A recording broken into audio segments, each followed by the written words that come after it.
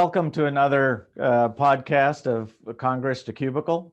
We're here with Dr. David Shulkin, the former Secretary of the VA, and I will say a significant person who really advocates for the veterans in our country. I appreciate your being here today, Secretary Shulkin. Glad to be here. So I want to talk about, the VA and the need for efficiency and effectiveness within the largest healthcare system in the world. Back in December, you wrote a piece on the 10 essential elements for reforming the VA. What I found of interest with that, which is unusual for people at your level, is both focusing on mission-centric kinds of things, as well as mission support kinds of things that are needed to support the veterans and operate the Veterans Administration.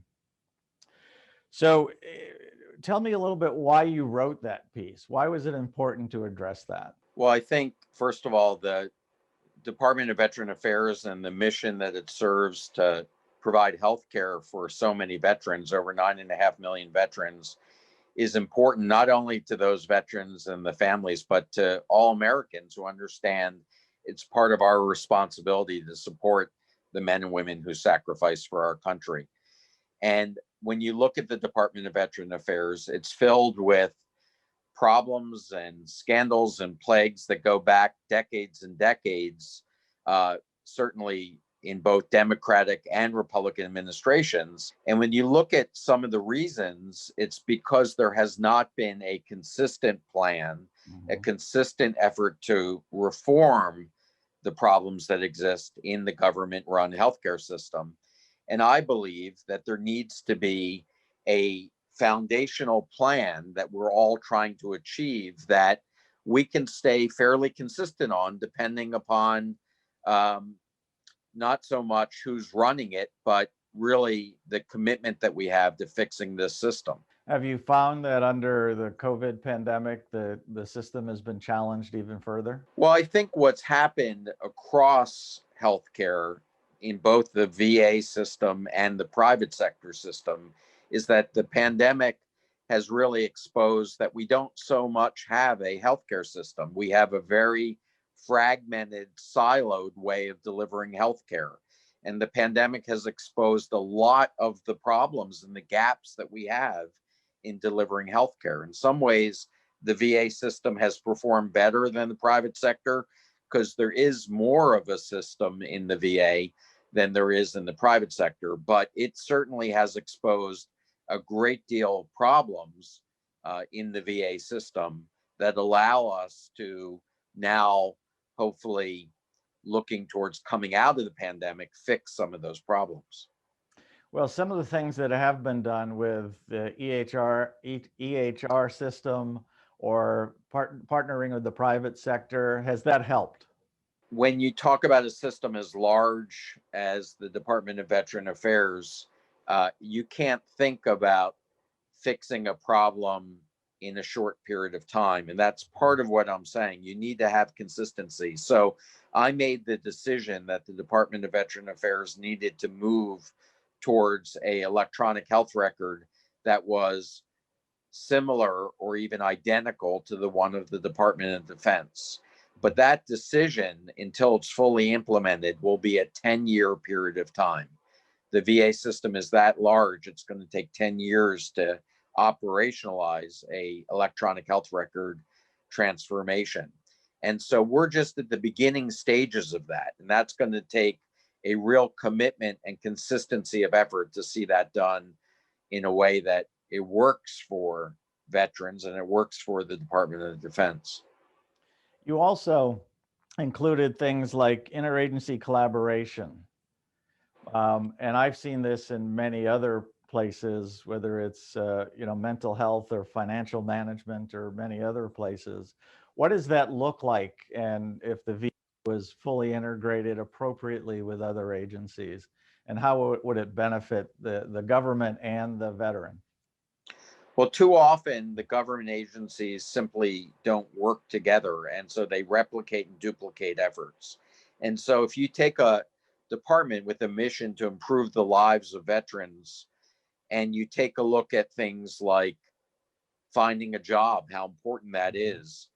The Department of Veteran Affairs has a whole effort towards vocational training and identifying workplaces that are interested in hiring veterans, but so does the Department of Labor, and so does the Small Business Administration, and so does the Department of Defense and Transition.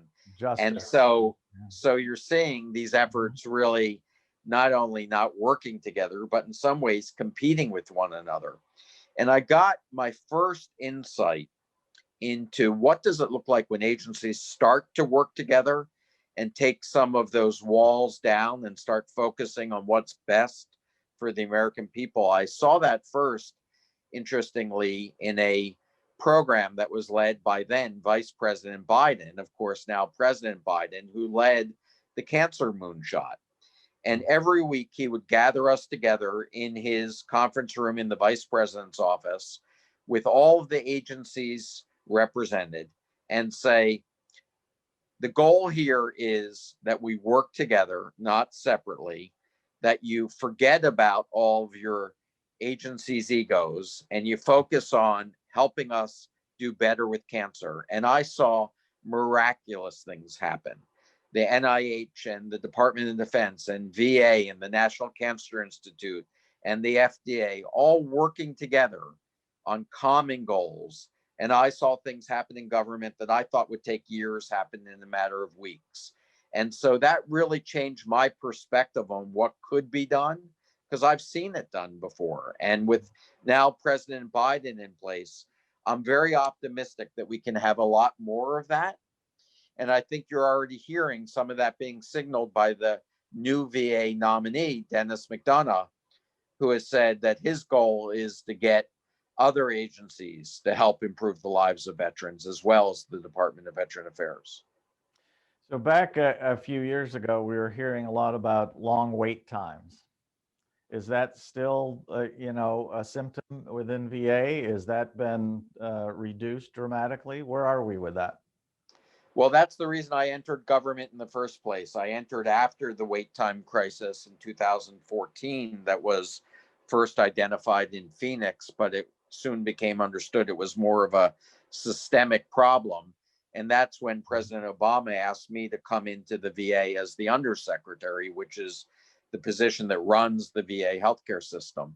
And that was the burning platform. That's what I focused on. And yes, we did fix that problem. And the way that I know that we fixed the problem is that we took hundreds of thousands of veterans who were waiting more than 30 days for care. And we created a system where we now today in every VA across the country have same day services, so that if a veteran requires an urgent medical situation to be addressed, it will be addressed that day in the medical center, whether it's mental health or physical health. And the way that I work to ensure that this wouldn't just be sort of a one-time fix and then drift back to being a problem again is that I insisted that we publish the wait times publicly, so that today the VA is the only system in the country where you can go on the internet and look at what the wait times are and see whether the problem is getting better or not. And in 2018, I published a peer-reviewed study in the Journal of the American Medical Association showing that VA wait times are now much better than what you would see in the private sector with your private doctors. And that the period of time that I focused on this from 2015 to 18, that VA wait times significantly decreased while the private sector did not. And so we made a big difference there. And again, it sort of reinforced in my mind that as big as an agency as the Department of Veteran Affairs is, and as much of a government bureaucracy as it is, you can make real reforms. You can make real change, and that improves the lives of veterans. And that's a reason why I'm optimistic that this system can continue to get better.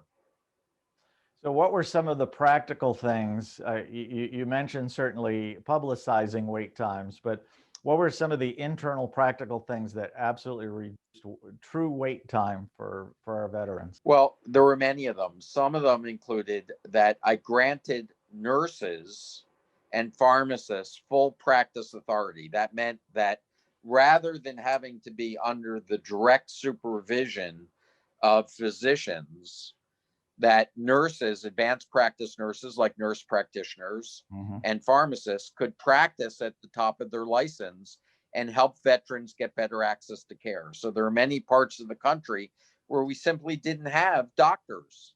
Not only not enough of them, but didn't have them at all in parts of the country that are rural and Mm-hmm. suffer from healthcare shortages. But we had really good, experienced, talented nurses, but our rules didn't allow them to be able to help veterans in the way that they could. So I changed that. That was controversial, but it made a big difference. Second thing is we dramatically expanded telehealth. And Mm-hmm. that again allowed us to use places that we had a lot of doctors and nurses available, but by using telehealth, we could reach areas where there weren't healthcare professionals or enough of them. And since so many veterans live in rural parts of the country, that was, to me, one of the only real solutions that we could. And frankly, that effort of really building up our telehealth infrastructure was vital during the pandemic to allow us to continue to care for veterans using telehealth in a way that no other health system in the country was able to do. So those were some of the practical Mm-hmm. things. Another example was I used what was called stand downs, a military term, Mm-hmm. where we had big wait times. We would only focus on one issue, and that was getting those wait times down. That's what we called a stand down. And we got everybody focused on working to get veterans seen, whether it was resources in the VA system or community care resources, private doctors, private hospitals, utilizing them to a much greater extent to be able to get veterans who needed to be taken care of, taken care of. Well, I appreciate your introductory comment on that of just because it's a big system doesn't mean it can't change. And I spend a lot of time in this town and I talk to a lot of political appointees who say this is just too big. You know, we can't change this or we can't change this, and you can change that. So I appreciate that. I agree. VA, you know, healthcare is still on the GAO's high risk list. What does it need to do to get off? Mm-hmm. Every organization um, that takes care of people's lives and has such complexity of healthcare has to always look at itself as high risk and has to look at itself to improve. Now, the VA system has a lot of problems and it has a lot of things that it does well. But one of the problems that it has is longer term commitment because it keeps on changing leadership every few years. Mm-hmm. And it doesn't think about capital investments over multiple years. Congress likes to reissue the capital budget every year. Mm-hmm. And so, therefore, a lot of the things that need to be invested in to modernize the system, like facilities, like information technology systems, the financial system in the VA is built on technology from the 1950s and clearly should have been replaced decades ago, but hasn't really had anybody to grab hold of that and to focus on those types of modernization efforts. So those are the things that put the system at high risk. Mm-hmm. But simply saying that it's a high risk organization is sort of that should be expected. And what we should be looking for is a long-term strategic plan where there stays consistency and it's not um, redirected through political changes that we see every 2 or 4 years. Some of the agencies, not I'm talking outside of VA, have had some real risk over the last few years because of a lot of staff vacancies. Where do you think VA is with that? Is that a risk, especially with COVID right now? Absolutely. VA has about 45,000 vacancies in its healthcare system. And one of the things that we're seeing in the pandemic is not only did a lot of doctors and nurses and other frontline workers get sick and have to leave their workplace, but we've seen significant burnout that has led to early retirement. And so, at a time that the healthcare system's being stressed, we've seen significant staff shortages all throughout healthcare. And that particularly impacts a system like VA that doesn't move quickly in its hiring process, doesn't have a lot of flexibility in its salary ranges the way that the private sector does if it has shortages. And that is leading to an exacerbation or worsening of the healthcare staffing situation in the Department of Veteran Affairs. So to leverage on that, one of the things you talk about in your 10 elements is fixing the HRIS system, fixing the technology around HR.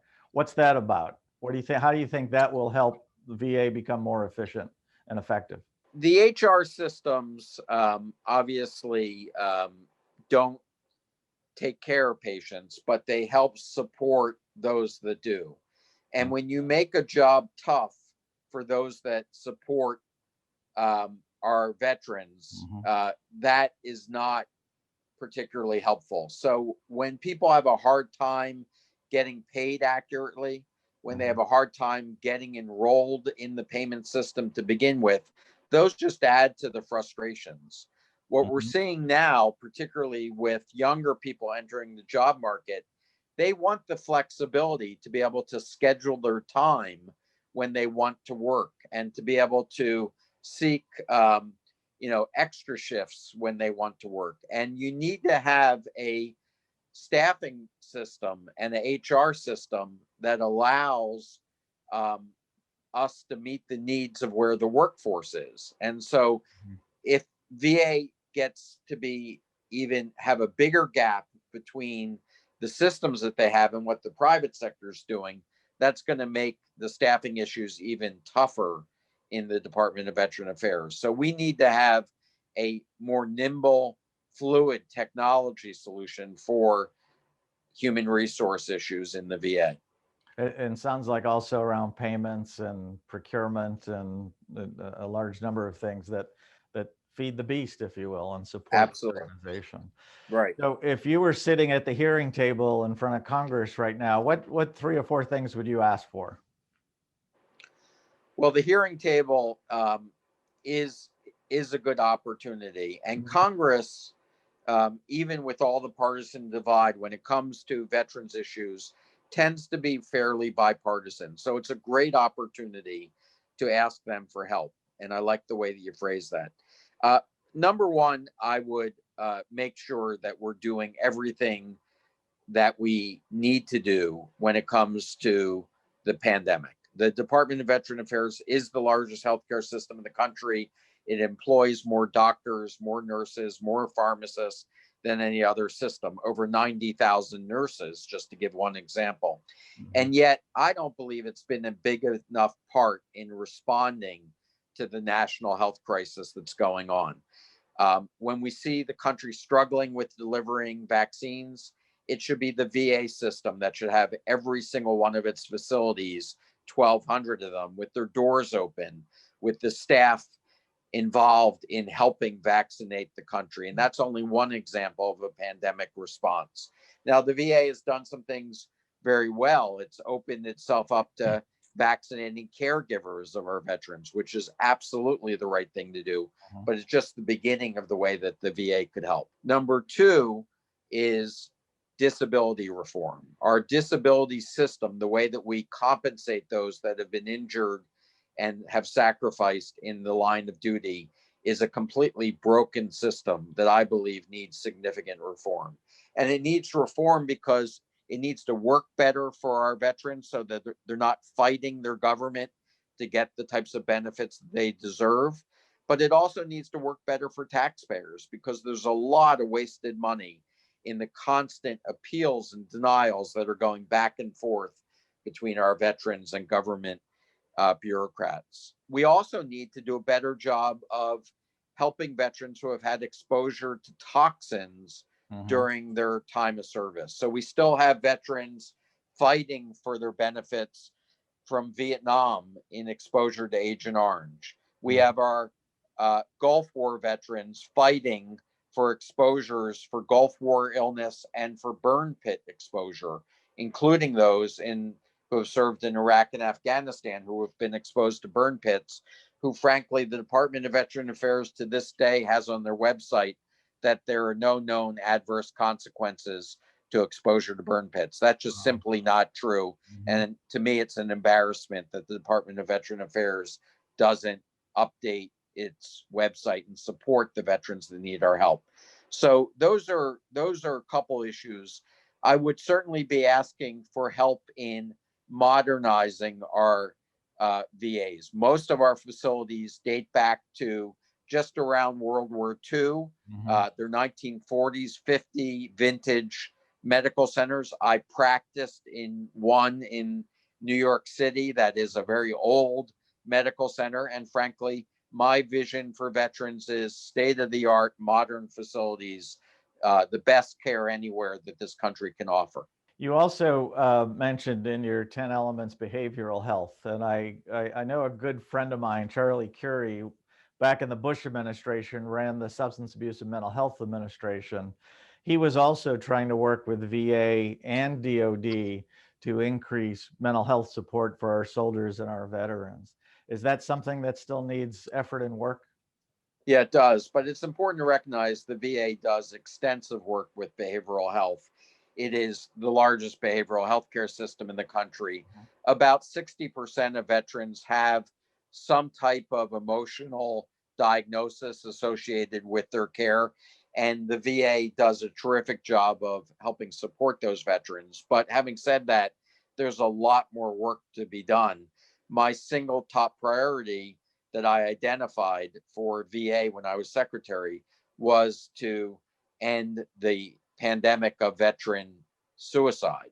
Mm-hmm. And 20 veterans a day to this day still take their life by suicide. And that's an awful statistic and certainly something that we have to do much better in. And that does mean a reform of the way that we do behavioral health care. It means being able to work much closer with veterans who are getting their care outside the VA in the community and working with local groups, whether they're not-for-profit organizations, veteran service groups, churches, local governments, state and local governments, to help have a coordinated plan to identify those veterans who may be suffering and need mental health care. And it also means that we need to do a better job at identifying solutions to the underlying reasons about why people may be suiciding, whether it's depression, PTSD, substance abuse that you mentioned, and chronic pain as a big driver of why people look towards ending their own lives.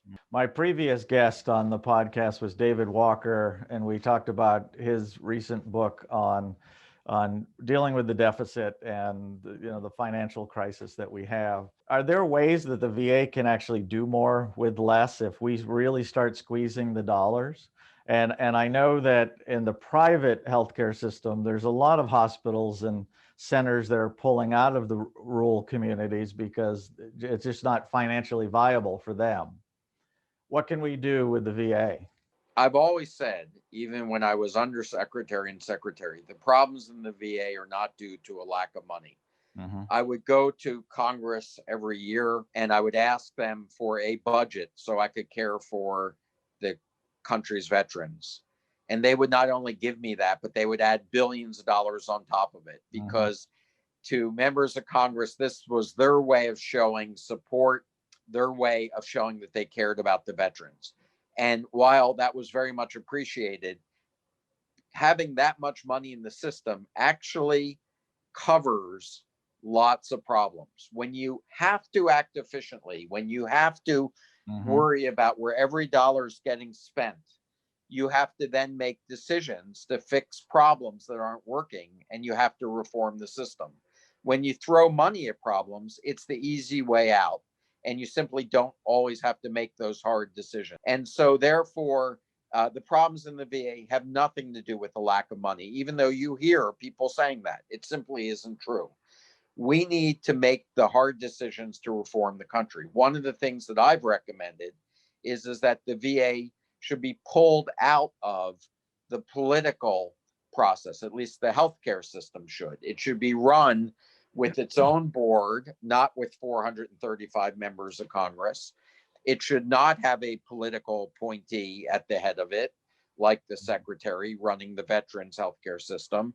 It should have a not-for-profit board with a executive who knows how to run healthcare, who reports to that board and can stay there if they're doing a good job and performing well for a consistent period of time that it takes to be able to implement these types of changes.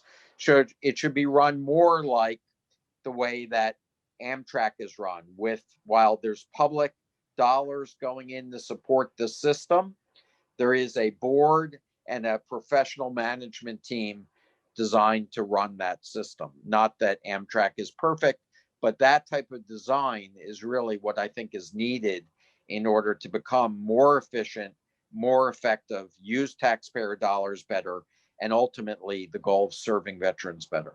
Well, with the advent of COVID, the private healthcare system is latching on to telehealth, which you did much earlier in the VA system. Has that helped create efficiencies in the system and in the process? I think technology and telehealth absolutely does. It's one of the only ways that I know how you fulfill the mission of the VA, which is to deliver health care anywhere a veteran lives. Mm-hmm. It's not like most healthcare systems. And as you know, my background is being a CEO of large healthcare systems, but I would operate healthcare where I had hospitals, where I had facilities. In the Department of Veteran Affairs, we're responsible for delivering healthcare even where we don't have facilities. And the only way I know how to do that is through the use of technology like telehealth. So absolutely, that's an important part of the answer for reforming the VA system. And some actually say it degrades some of the services because you're not touching the patient, you're not physically there with them. I don't think telehealth is perfect for everything, but it can go a long way and create efficiencies in the system as well. Well, one of the things that I did when I was undersecretary and secretary Mm-hmm. was I would put on a white coat and I would go take care of veterans. So I could actually see what it was like to work in this system and work alongside other healthcare professionals to see how they were being served by the tools and support systems that I was supposed to be providing. And I started to do that by taking care of veterans in New York City. Mm-hmm. And I would go to the VA and do that. But then I started to do it also by taking care of veterans using telehealth.